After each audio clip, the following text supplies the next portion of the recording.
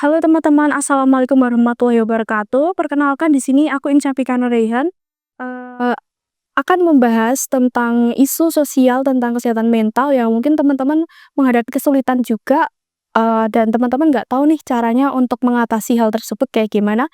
Untuk itu aku menghadirkan bintang tamu yang spesial yaitu dari mahasiswa Universitas Aisyah Yogyakarta, Prodi Psikologi.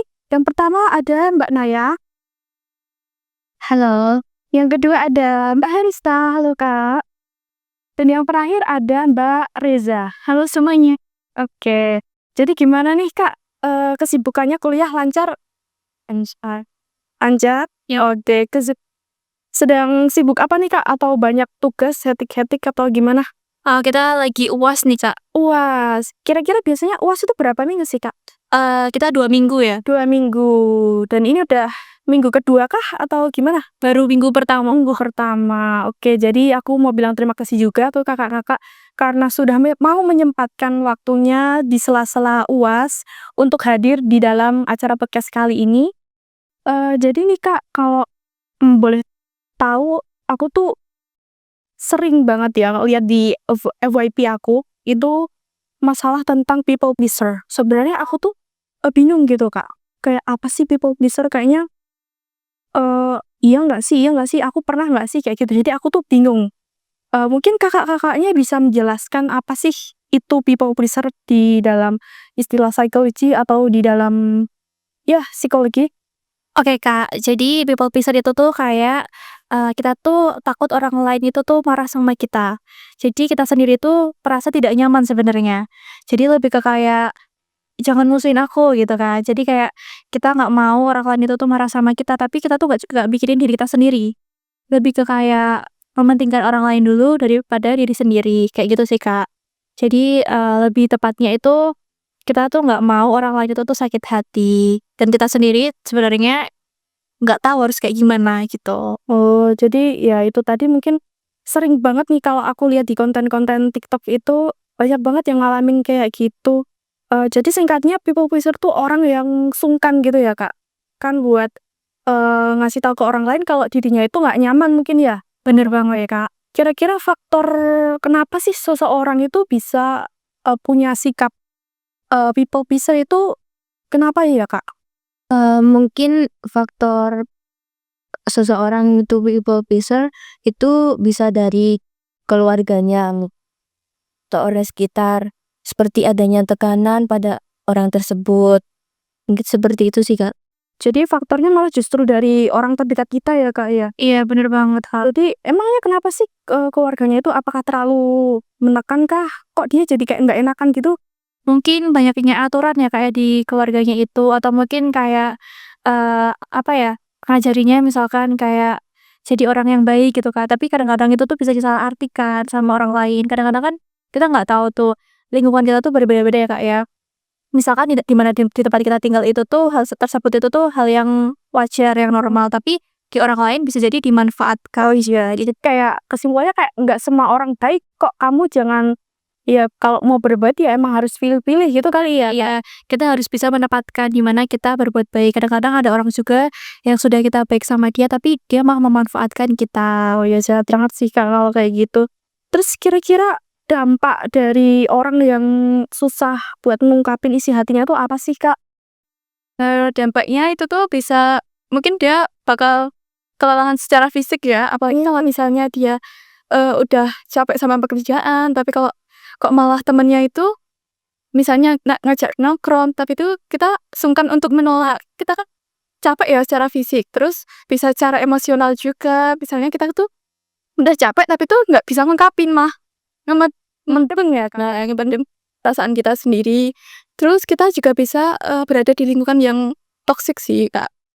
Soalnya nanti misal kita tuh kan mesti ngerasa kayak dimanfaatin sama orang itu, ya kayak yang dibilang Kak Herista tadi ya. Terus kalau dari kakak-kakaknya sendiri tuh pernah nggak sih ngalamin pernah jadi people pleaser ya, walaupun kakak-kakaknya sekarang ada di, jurusan psikologi gitu yang kayak kelihatannya, wah sehat banget tuh mentalnya, itu pernah nggak sih ngalamin kayak gitu? Kalau aku sendiri sih mesti sering ya, apalagi sampai sekarang pun sering. Tapi itu ada cerita saat, aku ada SMA. Wah, kenapa tuh, Kak? Boleh diceritain?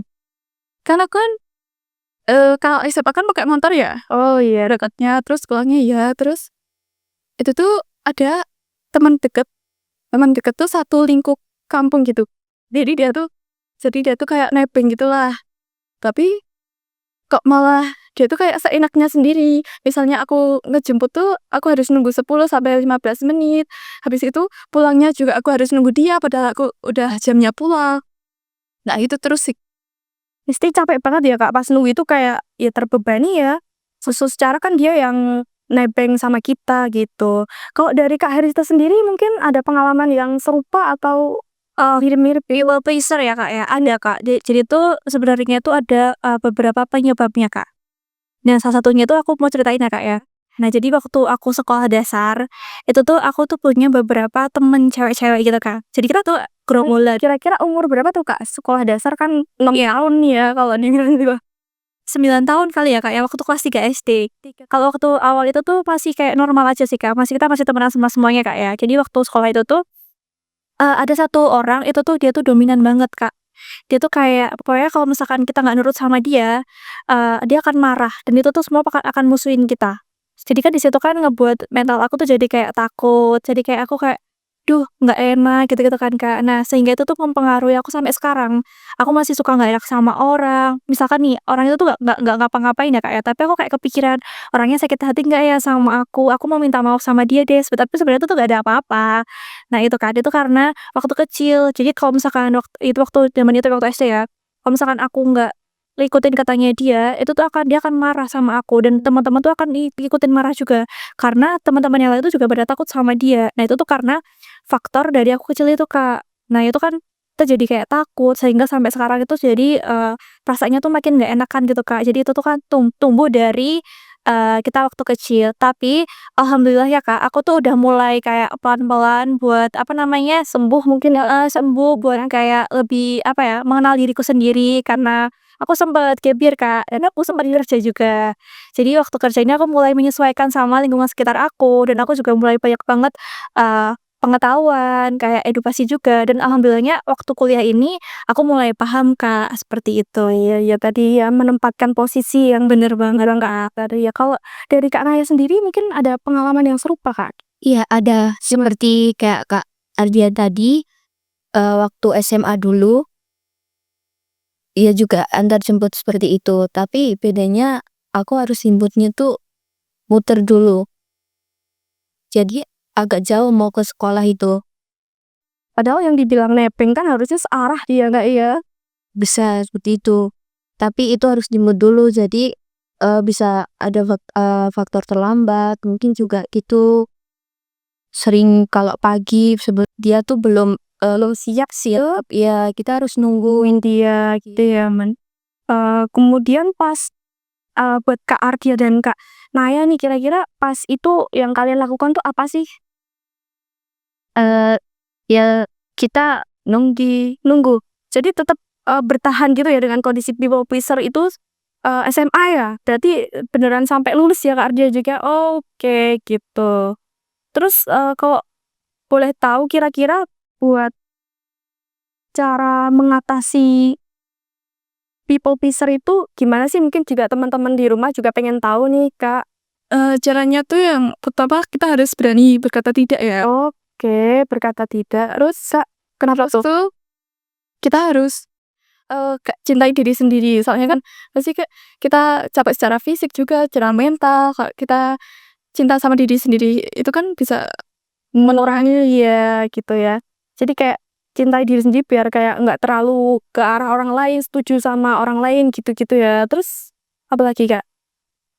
mungkin. Oke, kalau aku sih akan menjelaskan lebih detail aja ya, Kak, ya. Jadi kita tuh mencintai diri kita sendiri, kita harus lebih menjaga, mental kita. Kalau misalkan kita capek, kita harus kayak, "Oh, aku dulu." Kalau misalkan itu bukan urusan yang urgent, ya kita lebih baik, buat menolak aja, Kak. Jadi berani berkata tidak, seperti itu sih, Kak. Jadi sama sih, Kak, seperti Kak Arya.